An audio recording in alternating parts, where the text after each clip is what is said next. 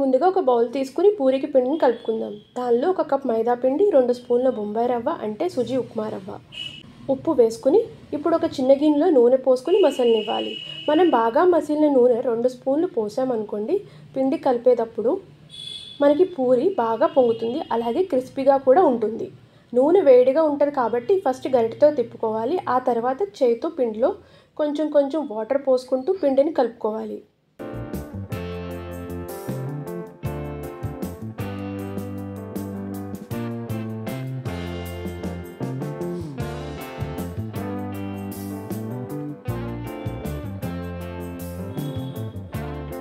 ఇప్పుడు ఈ పిండిని ఒక అరగంట పాటు పక్కన పెట్టి నానబెట్టుకోవాలి. ఇప్పుడు ఉల్లిపాయ కూర చేసుకోవడానికి ముందుగా బాండీ పెట్టుకుని కొంచెం నూనె వేసి తాలింపుకి శనగపప్పు, మినప్పప్పు, జీలకర్ర, ఆవాలు, కరివేపాకు వేసుకుని ఒక 2 నిమిషాలు వేగిన తర్వాత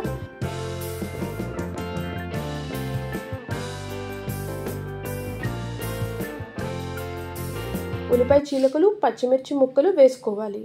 మనం ఈ కూరలో కారం వేసుకోము కాబట్టి పచ్చిమిరపకాయలు మీరు తినే కారం బట్టి, అలాగే పచ్చిమిర్చిలో ఉన్న కారం బట్టి వేసుకోవాలి. 1 స్పూన్ కల్లుప్పు వేసి వేయించుకోవాలి. ఉప్పు వేయడం వల్ల కొంచెం త్వరగా ఉల్లిపాయ ముక్కలు అన్నీ వేగుతాయి. మనకి ఉల్లిపాయలు బాగా వేగకూడదు, వీడియోలో చూపించినట్టు లైట్గా ఏగితే సరిపోతుంది. బంగాళదుంప ముక్కలు కూడా వేసుకుని మూత పెట్టుకుని కొంచెం సేపు మగ్గనివ్వాలి.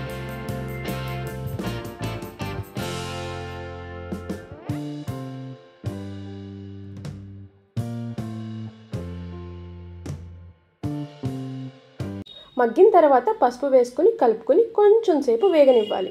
ఇప్పుడు కొంచెం వాటర్ పోసుకుని ఉడకనివ్వాలి.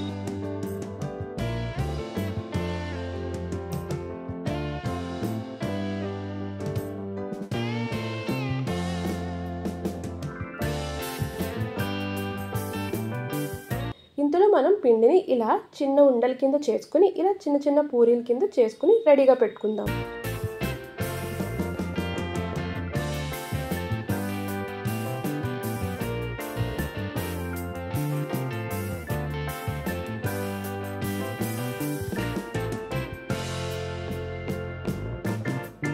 కావాలి అంటే మీరు పూరీ మిషన్తో అయినా పూరీలు చేసుకోవచ్చు. ఇప్పుడు శనగపిండి 2 స్పూన్లు ఒక గిన్నెలోకి తీసుకుని దానిలో వాటర్ పోసుకుని కలుపుకోవాలి. మనం ఉల్లిపాయలు తీసుకున్న క్వాంటిటీని బట్టి శనగపిండి వేసుకోవాలి. నేను 4 ఉల్లిపాయలు తీసుకున్నాను కాబట్టి 2 స్పూన్లు శనగపిండి వేసుకున్నాను. ఉండలు లేకుండా కలుపుకున్న తర్వాత దీన్ని కూరలో వేసుకుని కూరని దగ్గరికి రానిచ్చేంత వరకు ఉంచుకొని ఒక 2 నిమిషాల పాటు తిప్పుకొని కట్టేసుకోవచ్చు మన స్టవ్ మీద.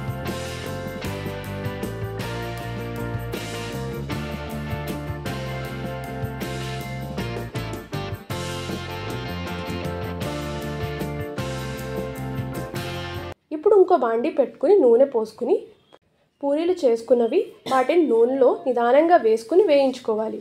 ఒకవైపు వేగిన తర్వాత ఇంకోవైపు తిప్పి వేయించుకోవాలి.